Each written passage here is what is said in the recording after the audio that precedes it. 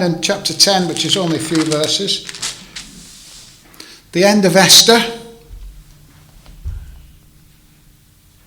Esther and chapter 9. Now in the 12th month, that is the month of Adar, on the 13th day, the time came for the king's command and his decree to be executed. On the day that the enemies of the Jews had hoped to overpower them, the opposite occurred, in that the Jews themselves overpowered those who hated them. The Jews gathered together in their cities throughout all the provinces of King Ahasuerus to lay hands on those who sought their harm. And no one could withstand them, because fear of them fell upon all people. And all the officials of the provinces, the satraps, the governors, and all those doing the king's work, helped the Jews, because the fear of Mordecai fell upon them. For Mordecai was great in the king's palace, and his fame spread throughout all the provinces. For this man Mordecai became increasingly prominent. Thus the Jews defeated all their enemies with the stroke of the sword, with slaughter and destruction, and did what they pleased with those who hated them. And in Shushan, the citadel, the Jews killed and destroyed 500 men. Also Parshandatha, Dalphon, Aspathar, Porathar, Adaliah, Aridatha, Parmashta, Arasai, Aradai, and Vajda, the 10 sons of Haman, the son of Hammedatha. The enemy of the Jews they killed, but they did not lay a hand on the plunder. On that day, the number of those who were killed in Shushan, the citadel, was brought to the king. And the king said to Queen Esther, "The Jews have killed and destroyed 500 men in Shushan, the citadel, and the 10 sons of Haman. What have they done in the rest of the king's provinces? Now what is your petition, and it will be granted to you? Or what is your further request, and it shall be done?" And Esther said, "If it pleases the king, let it be granted the Jews who are in Shushan to do again tomorrow according to today's decree. And let Haman's 10 sons be hanged on the gallows." So the king commanded that this to be done, and a decree was issued in Shushan, and they hanged Haman's 10 sons. And when the Jews who were in Shushan gathered together again on the 14th day of the month of Adar, and killed 300 men at Shushan, but they did not lay hand on the plunder. The remainder of the Jews in the king's provinces gathered together and protected their lives, had rest from their enemies, and killed 75,000 of their enemies, but they did not lay hand on the plunder. This was on the 13th day of the month of Adar, and on the 14th day of the month they rested, and made it a day of feasting and gladness. But the Jews who were in Shushan assembled together on the 13th day, as well as on the 14th day, and on the 15th day of the month they rested and made it a day of fasting and gladness. Therefore the Jews of the villages who dwelt in the unwalled towns celebrated the 14th day of the month of Adar with gladness and feasting as a holiday, and for sending presents one to another. And Mordecai wrote these things and sent letters to all Jews near and far, who were in all the provinces of King Ahasuerus, to establish among them that they should celebrate yearly the 14th and 15th days of the month of Adar, as the days on which the Jews had rest from their enemies, as the month which was turned from sorrow to joy for them, and from mourning to a holiday, that they should make them days of feasting and joy, of sending presents to one another and gifts to the poor. So the Jews accepted the custom which they had begun, as Mordecai had written to them, because Haman, the son of Hammedatha, the Agagite, the enemy of all the Jews, had plotted against the Jews to annihilate them. And he'd cast pur, that is, the lot, to consume them and destroy them. But when Esther came before the king, he commanded by letter that this wicked plot which Haman had devised against the Jews should return on his own head, and that he and his sons should be hanged on the gallows. So they call these days Purim, after the pur. Therefore, because of all the words of this letter, what they had seen concerning this matter, and what had happened to them, the Jews established and imposed it upon themselves and their descendants, and all who would join them, that without fail they should celebrate these 2 days every year according to the written instructions and according to the prescribed time, that these days should be remembered and kept throughout every generation, every family, every province, in every city, and that these days of Purim should not fail to be observed among the Jews, and that the memory of them should not perish among their descendants. Then Queen Esther, the daughter of Abihail, with Mordecai the Jew, wrote with full authority to confirm the second letter about Purim.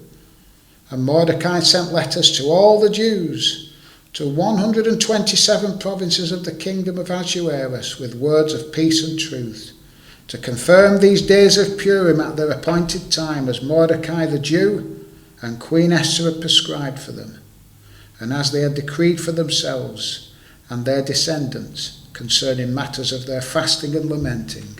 So the decree of Esther confirmed these matters of Purim, and it was written in the book. And King Ahasuerus imposed tribute on the land and on the islands of the sea.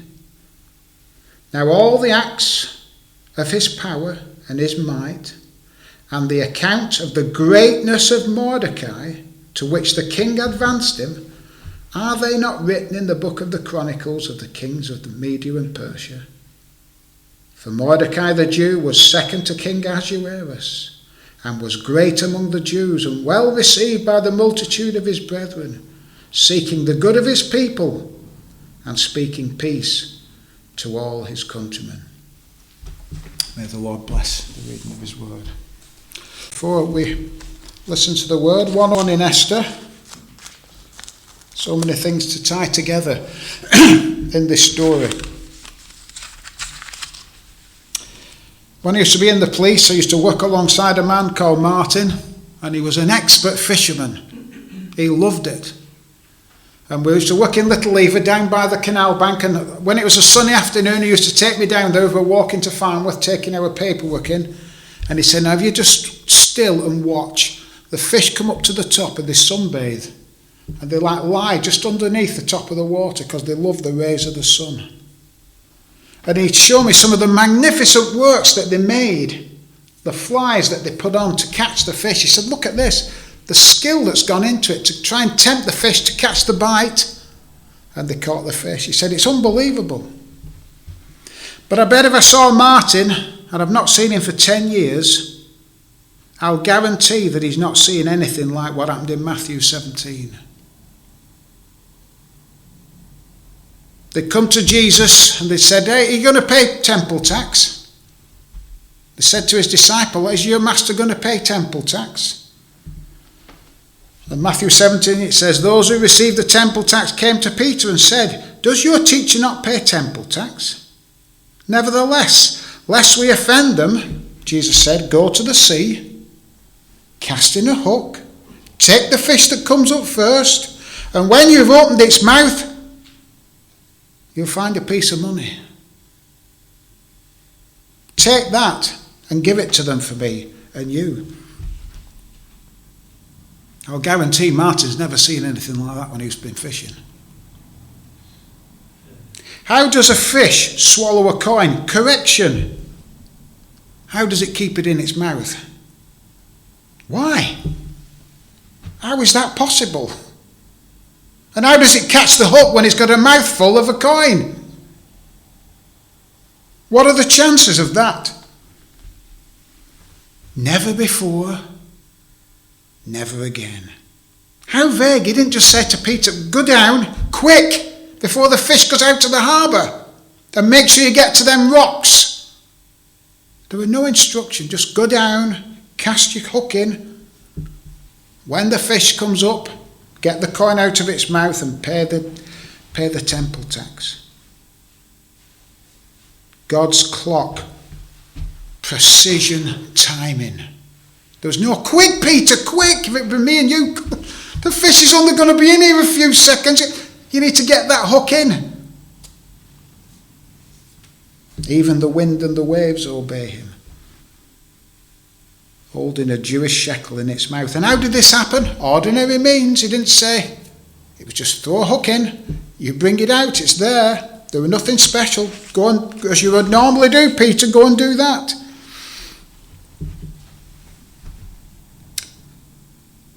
A lady on the back street asked me the other week, said, what are you preaching on this week? I said, Esther. Oh, right. She said, I'll read Esther. And when I saw her later on in the day, she said, you know, I've read that book, and can you tell me why there's no mention of God in that book? I said, go away and read again. God is all over that book. All over that book, doing far greater things than what happened to Peter did. Unbelievable what happened. Derek Prime says, whilst history records dramatic reversals, few can rival what took place when Esther and Mordecai were the chief characters. Few can rival it. We left off last time, the second edict going out from Mordecai. By these letters, the king permitted the Jews who were in every city to gather together and protect their lives, to destroy, to kill, and to annihilate all the forces of any people or province who would assault them, both little children and women, and to plunder their possessions. And remember, when we go through the list of what they did, little children and women were never mentioned. And neither was plunder. They never plundered nothing. They had permission to gather, to arm themselves, to complete a reversal of the first edict by Haman. And it brought great joy. It brought great joy. Chapter 8, verse 16 and 17. The Jews had light and gladness, joy and honour in every province and every city. Wherever the king's command and decree came, the Jews had joy and gladness, a feast and a holiday. Now this day is still 9 months off when this happened, but something dramatically increases in this short time.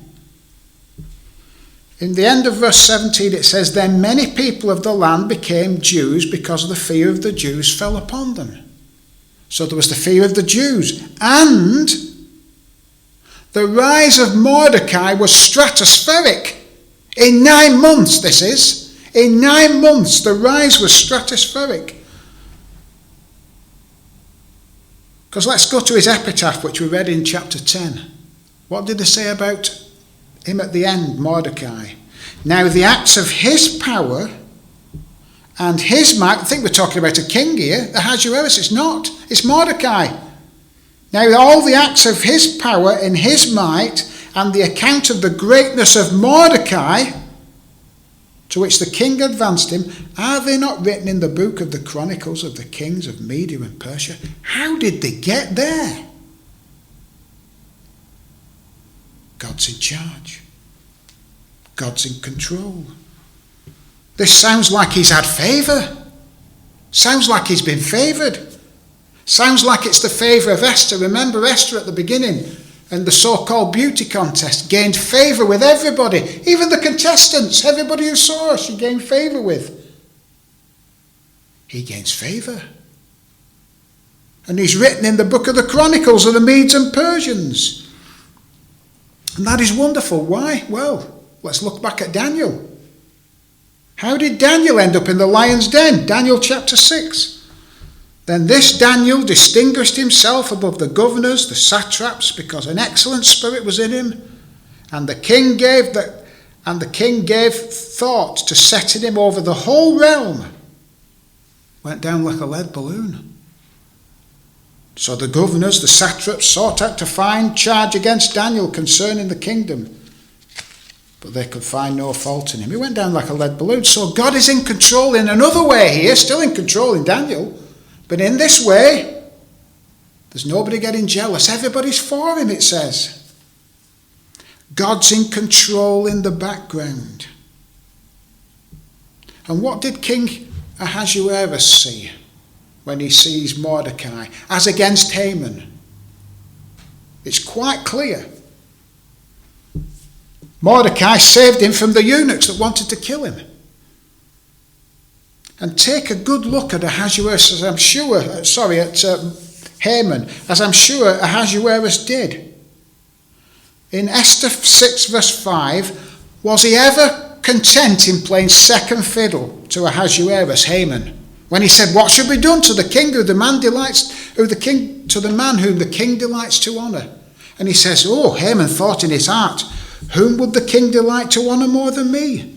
And Haman answered the king, "For the man who the king delights to honour, let a royal robe be brought, which the king has worn, and the horse on which the king has ridden, which has a royal crest placed on its head.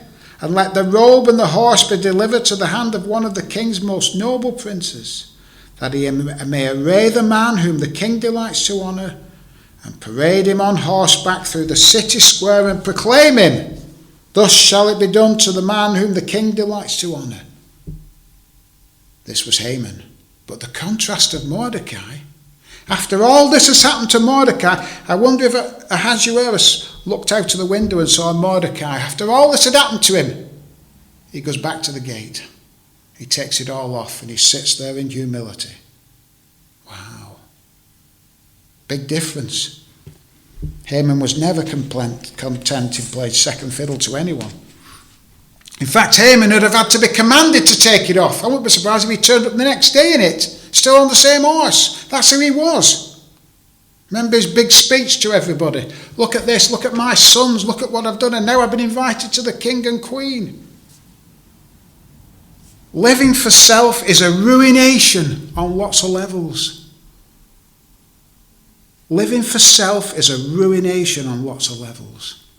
Margaret Thatcher said, if you set out to be liked, you'll be prepared to compromise every time and achieve nothing. He was liked and he didn't compromise because God was with him. And I mean, what an epitaph recorded with the kings. Chapter 10 verse 3, and Mordecai the Jew, the second to the king Ahasuerus, was great among the Jews and well received by the multitude of his brethren, seeking the good of his people and speaking peace to all his countrymen. Wow, how God is blessing him. He looked after his countrymen, but also the multitude of his brethren. He was so well liked. He was a Joseph to the Jews and his countrymen. He brought life to his countrymen and peace. And he brought life for the Egyptians, did Joseph, just as Mordecai was doing here. But Mordecai's rise was in 9 months. Have you ever heard of anybody get so well advanced in 9 months from the setting of this edict, before he put on the royal robes? 9 months' time, this is what we find.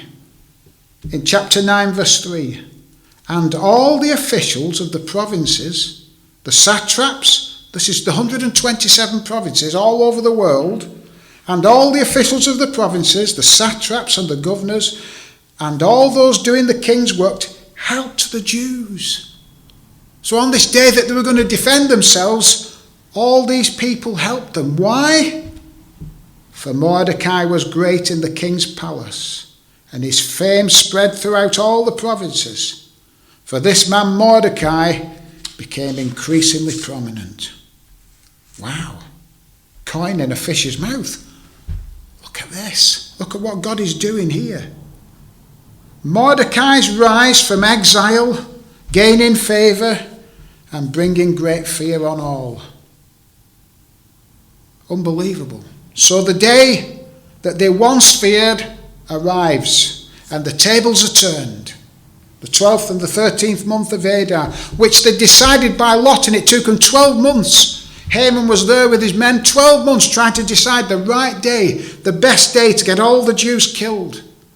And here it comes round. What happens? It's a complete and utter reversal. First of all, to him, he's long gone. but now to all those that were with him. Chapter 9, verse 2. And no one could withstand them, because the fear of them fell upon all the people. But for some, their hatred for these people, as the chapter title tells us, those that they wanted still to continue to torment them, it says in one of the titles of the paragraphs. So aided by the officials, they protected themselves against their enemies. But these people were so full of hatred against the Jews, they were still going to go ahead. Matthew Henry says they protected their lives. They didn't go out and just pick on people and start slaying them. They protected themselves against those who were the ones who were persecuted them.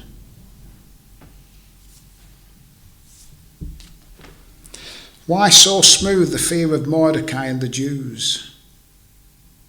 But still some hardened and came forward.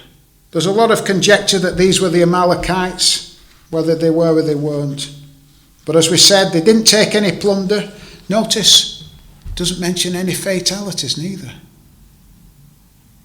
No women and children. Such a difference of what they could have done. Of the first edict, what they were given permission to do. In Shushan, 500 men. And also Haman's 10 sons. And in the provinces, 75,000. It may seem a lot, but you're talking 127 provinces.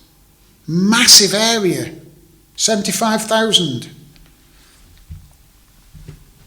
King Ahasuerus addresses Esther, 9 verse 12. Now what is your petition? And you could have said there, come on, there's been so many killed in Shushan, so many killed in the kingdom, that's it. But who is working here? God is working for his people. Now what is your petition? And it will be granted. Coin in a fish's mouth, this is unheard of. So King Ahasuerus addresses Esther, asks her this. And she asked for another day in Shushan. And she asked for something very strange. Did you get that? And let the dead 10 sons of Haman be displayed on the gallows. They're already dead. And as we said before, this wasn't the gallows, this were gibbets. Poles. And they were going to hang the 10 sons that were already dead back upon the poles. On the 14th day, they killed another 300. 300 waiting to come against the Jews. They'd slayed 500 the first day, but another 300 came out the second day. Maybe it was like in 1 Samuel 31 when the Philistines nailed the bodies of Saul and Jonathan to the wall at Bethshan, and the men of Israel came to get them down. Maybe they'd done it to bring them out. Maybe they'd just done it to show what a great God God is. And people get all sorts of hung up about these things. You know, why did God do all that? You know, killing all them people in the people of Canaan. And why did this? It seems so unjust. Every breath you breathe is a suspension of what you deserve. You deserve death for sin. These people deserve death anyway. And if they live a day longer, it's because of God's grace and God's mercy. Nobody deserves life.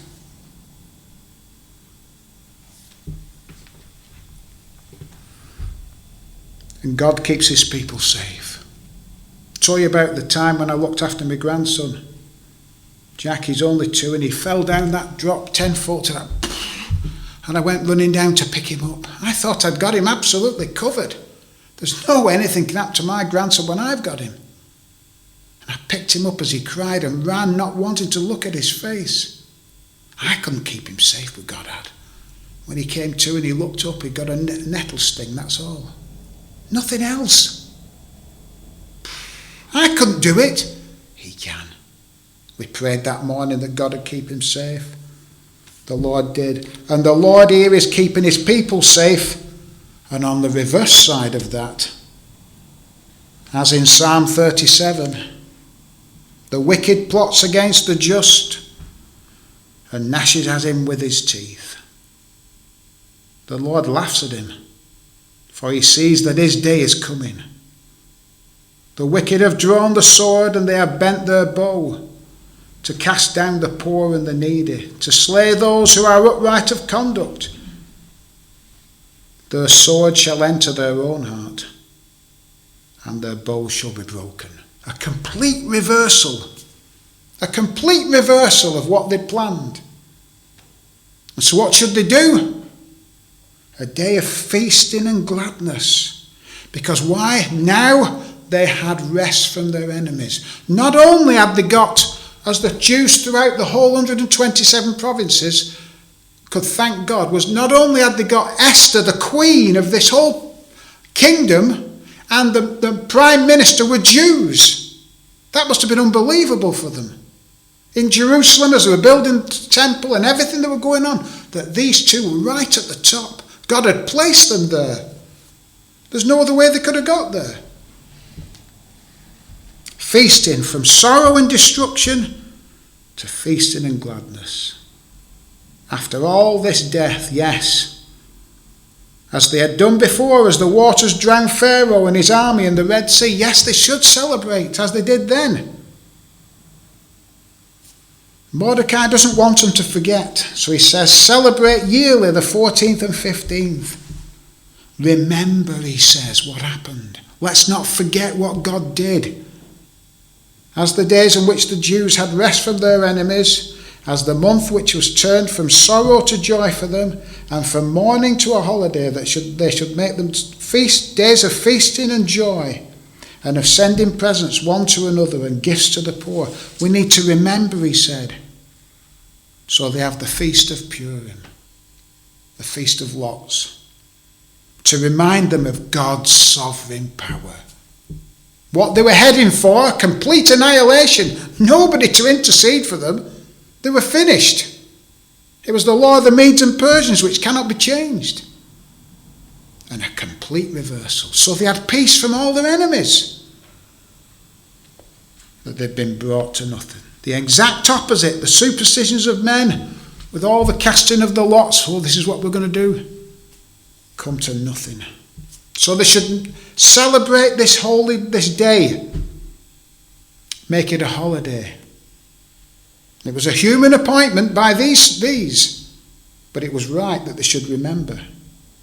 It's celebrated in the spring, 1 month before Passover, and the purpose was as in Psalm 78 verse 6, that they should make them known to their children, that the generation to come might know them, the children who would be born, that they may arise and declare to their children, that they may set their hope in God and not forget the works of God, but keep his commandments.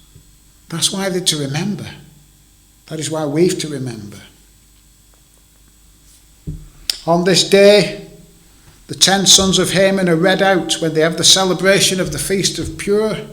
They read out the names, which I had trouble with, reading out the 10 sons of Haman in one breath, because they all died at the same moment, they said.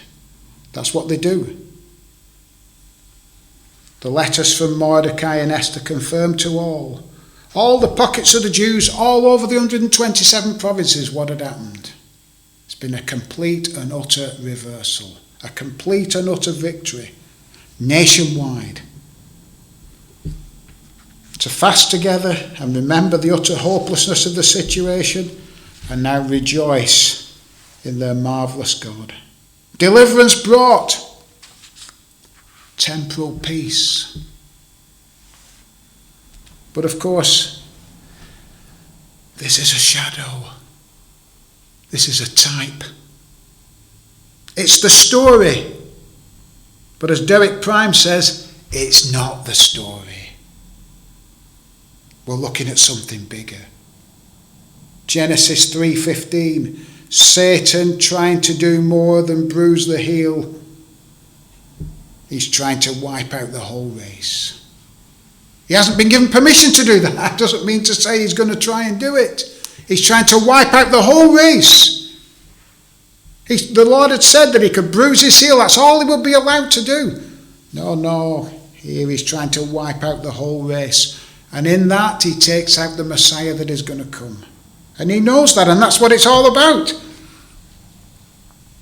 So in application, I want us to dig a little bit deeper. What was the reason the Jews celebrated and danced? They were in such a pit. They were destitute of deliverance. Why? Surely God had finished with them. Surely God had finished with them. That must have been in their hearts. It must have been in their hearts. They'd been warned by Joshua and Moses. God's anger will burn quickly. Not to even mention the names of the foreign gods. What had they done? They brought them in. Or join in marriage to the nations. What had they done? Join in marriage to the nations. There shall be a scourge to your sides and thorns in your eyes. And you know, they'd even started bringing in traditions from other religions. Remember the god of Dagon, the Philistines, and how they brought the Ark of the Covenant before Dagon, and when they came in the next day, it had fallen over. When they came in the next day, the head was on the threshold going into the temple of Dagon. So what did the priests do? They leapt over the threshold because they said that was now holy. So they jumped over the threshold to get into the temple of Dagon. What had the priests started doing in the temple? Leaping over the threshold. What are you doing? Copying a false god, a fish god of the Philistines that had been flattened on the floor. They started leaping over the threshold. In Zephaniah 1:9 it tells us. King Ahaz had shut the temple and brought false gods in from Damascus. He cut the articles of the temple in pieces. And he shut the doors of the temple. And when Hezekiah, his son, came to power, and in his reformation, it says when he wanted to open the temple, it took him 8 days to clear the rubbish that he'd put in the temple. We're finished. We're destitute. How could God have anything to do with us? His beloved people should have been a son, a wife. We have lots of illustrations, but judgment has come. They're in exile. The northern kingdom has gone. The southern kingdom has gone. David's throne has gone. The temple has gone. The glory has departed. God's against them. And so's Haman. That's what they must have felt like.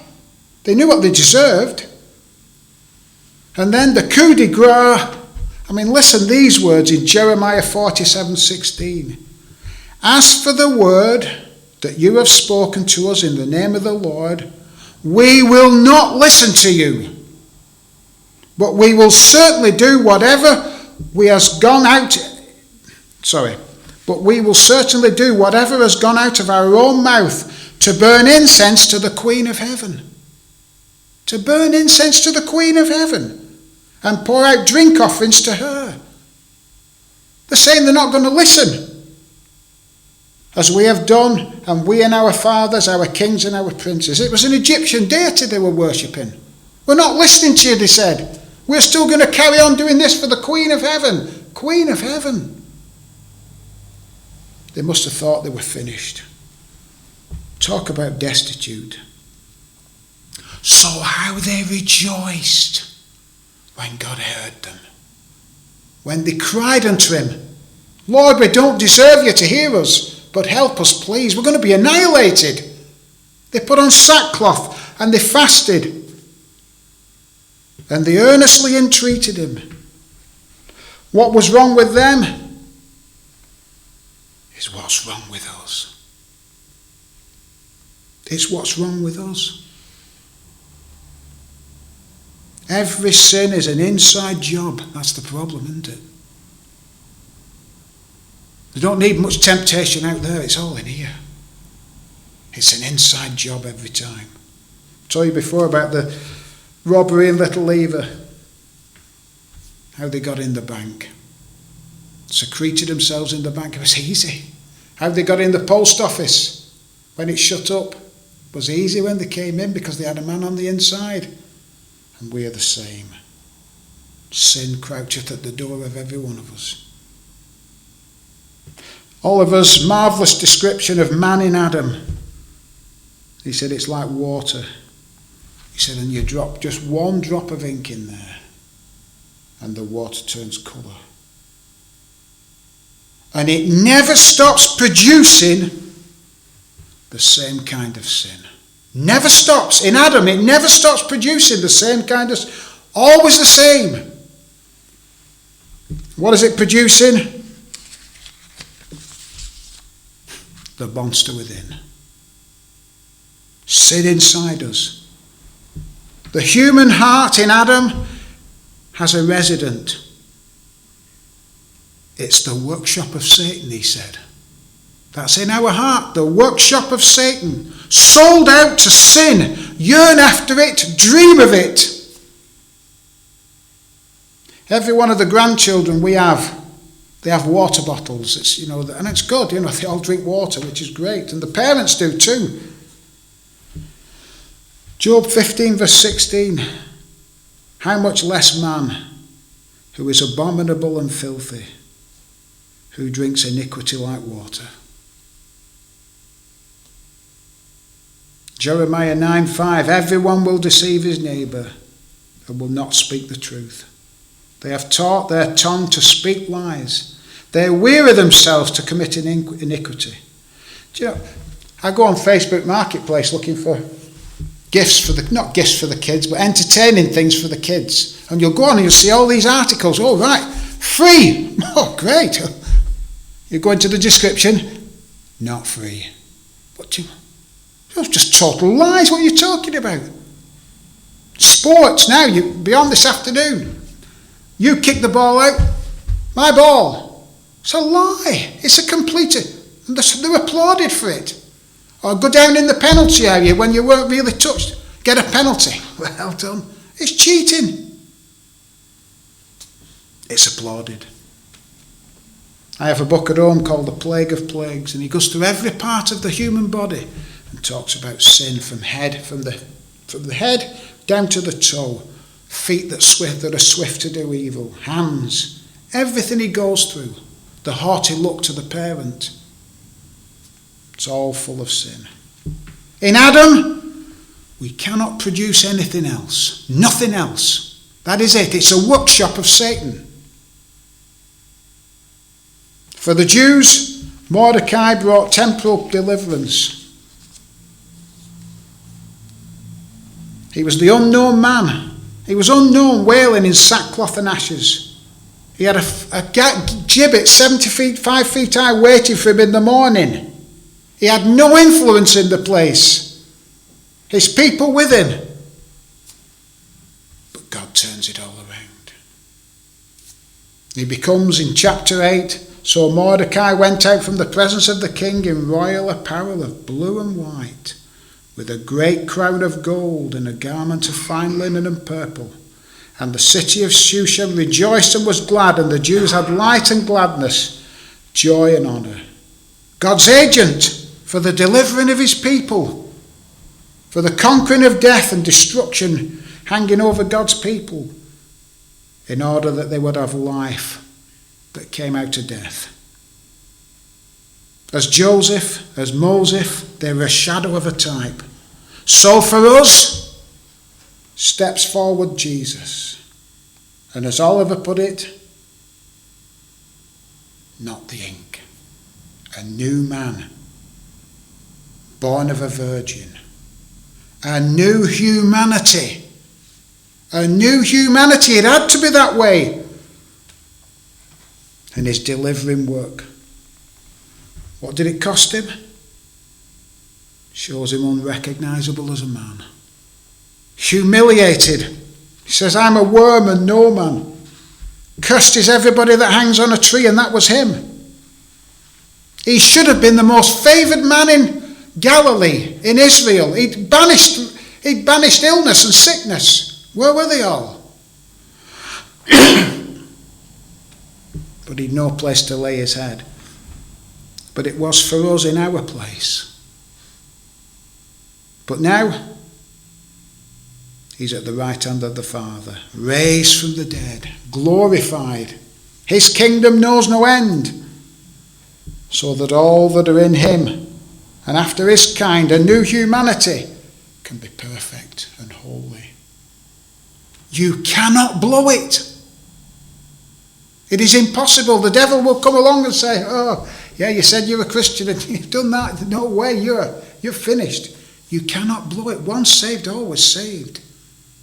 And people say, well, you can't. Yeah, but people might go around and start sinning. Absolutely not. The Christian can't go about sinning. The depths that come into his heart, the sickness and the aching of what he's done as a Christian, you cannot do that. Yeah, people go, as Elimelech did, go down to Moab and get into trouble and lose their sons. We've all been down to Moab, but God restrains it. God brings you back. He brings you back every time because you're his. You cannot blow it. A new humanity. The reversal of all reversals. The deliverance of all deliverances. A royal robe we don't deserve. How could anyone conclude that that this book shouldn't be in Scripture? What did Mordecai and Esther want them to do? Remember.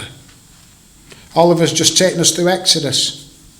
And he says, how soon Moses forgot the burning bush. He was on again about when he was going before Pharaoh. Have you just forgotten about the burning bush? How I showed my glory to you.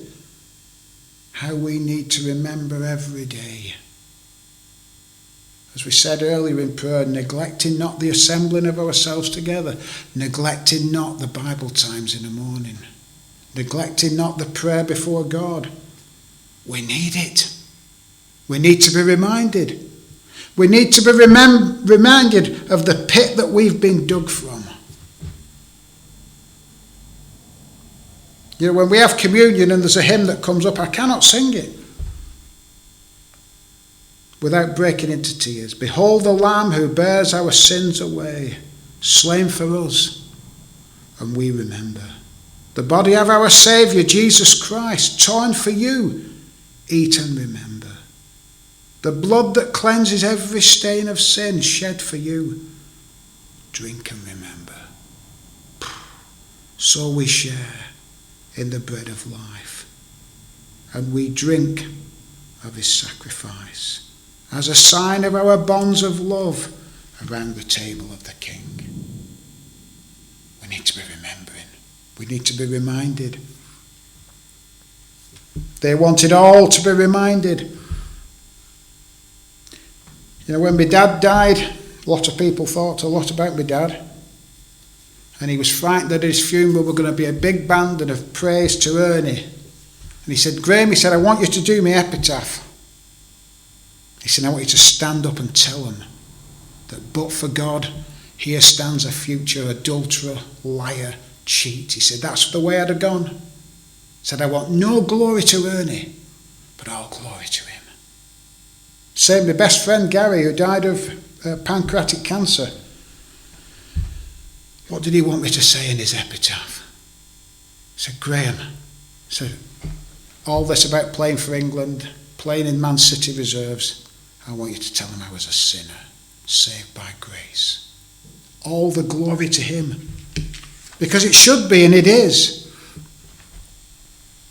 What a relevant message for today we get from Shushan in modern day Iran.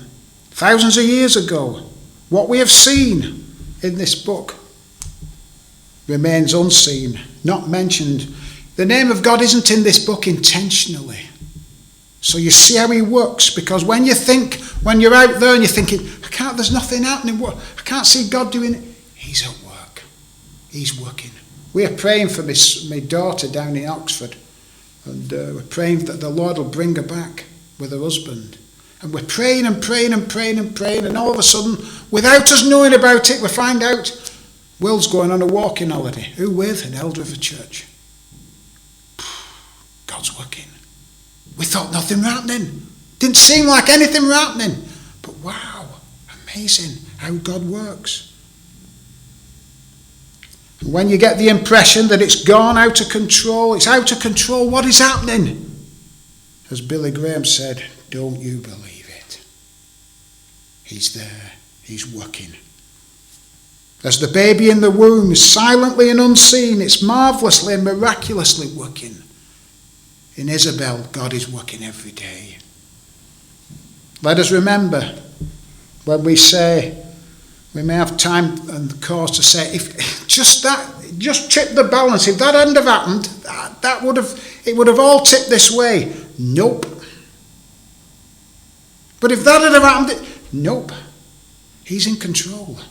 What happened because he wanted it to happen. People might say it about voting people into Parliament. If only that would... Nope.